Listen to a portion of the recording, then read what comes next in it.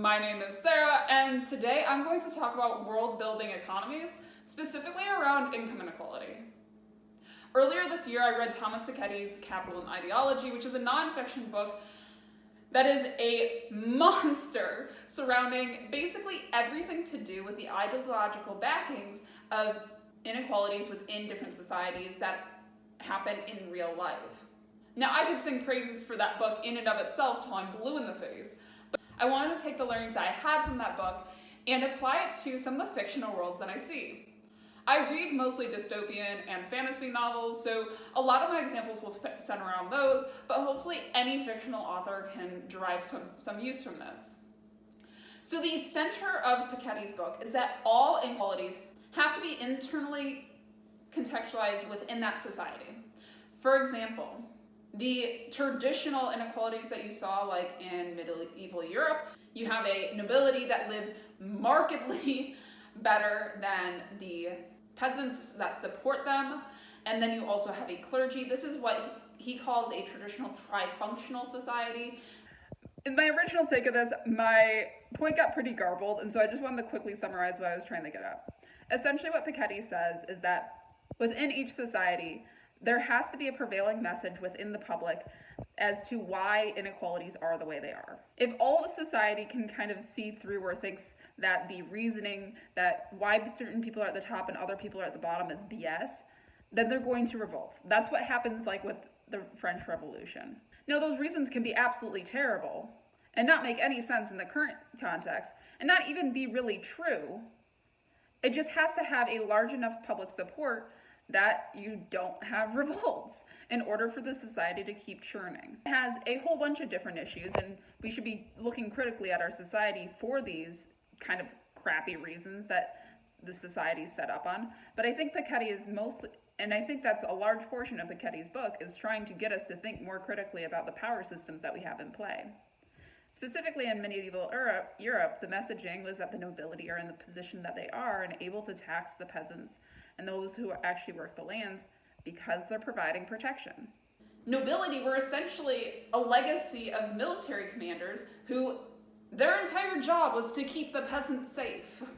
There's a lot of fantasy novels that I read that seems to forget that traditionally nobility came from military prowess, and that when wars are waged, that the nobility are expected to go in and work within the war. That is their job. That is how they are justified in society. I feel like there's a number of different fantasy books that I can think of off the top of my head that see nobility as just these figureheads that are these rulers that don't make any sense. And quite honestly, I think a lot of fictional fantasy societies should kind of crumble. If the nobility really aren't providing anything and only taxing peasants, that doesn't make sense.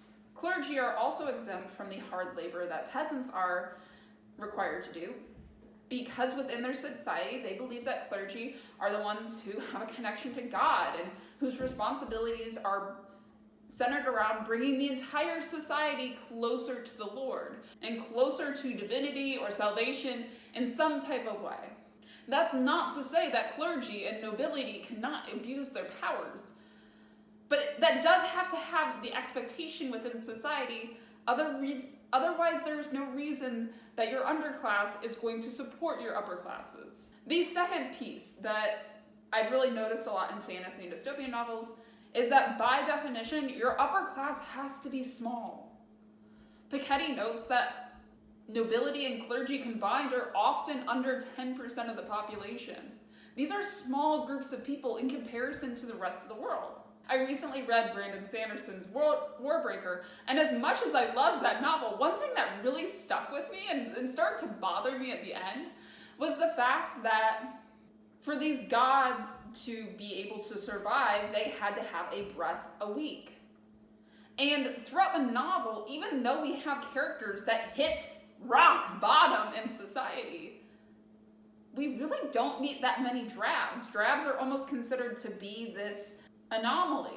If you have people like the priest and like some of our more powerful characters that have hundreds of breaths, and then you have the gods and the god king that have thousands of breaths, How does that work?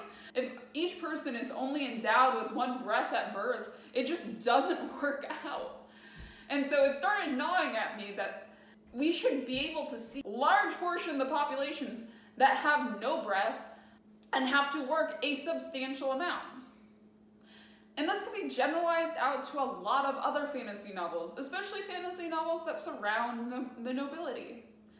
Yes, the nobility probably feel like they're in their own little world and sheltered from the lives of the people that serve them.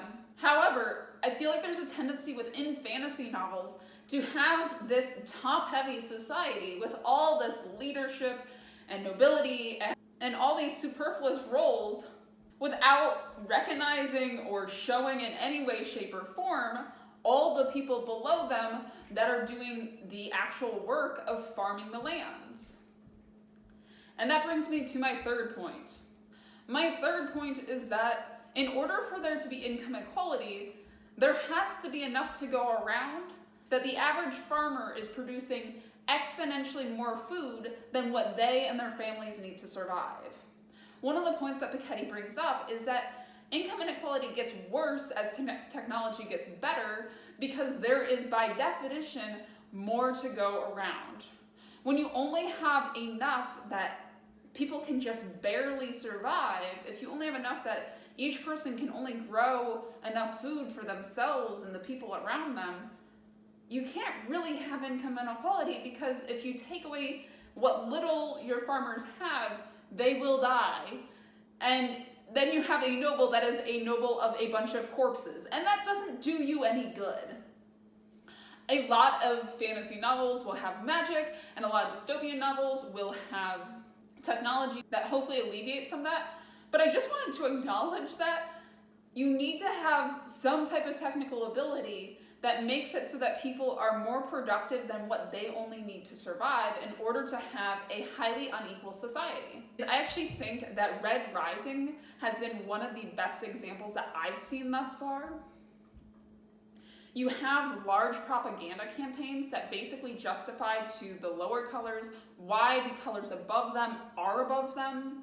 Well, even though Darrow gets embedded within Gold's society, it is made clear when he is on the outside that Golds are a very small proportion of the society. And so it starts to make sense how you can have this very rich upper class because you have a well-controlled lower class and a large number of them. And it's specifically said that Golds are fairly rare. Bringing up my fourth point. My fourth point that kind of ties back to my third is that in order to have a massive military, you also need to have highly productive farmers. In order to have a large class of people that aren't being used for growing food or making goods that can be traded for food, by definition, you have to make sure that the people who are growing food, who are making goods that can trade with other people, are very productive, are very good at their jobs, are on rich lands. You can't have a dying world or barren lands and still have a big military. Where are you going to feed them? How are you going to feed them? Militaries, by definition, are kind of hard to trade, except for in the case of maybe mercenaries, but that's a whole different topic. A final random example that I wanted to bring up was Vox. It's essentially a near-future dystopian where women are taken out of the workforce and limited to only 100 words a day.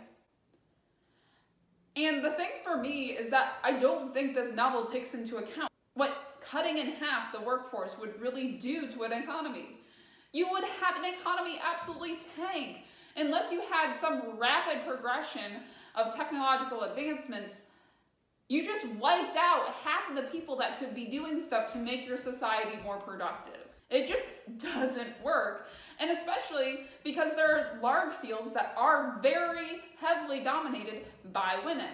Things like teachers and nurses. Are you suddenly going to have this large amount of men that are going to fill in all those roles without any type of training that quickly? I hope you enjoyed the video. Thank you so much for watching. If you liked this video, please let me know down in the comments. I'd love to do more of these if people are interested.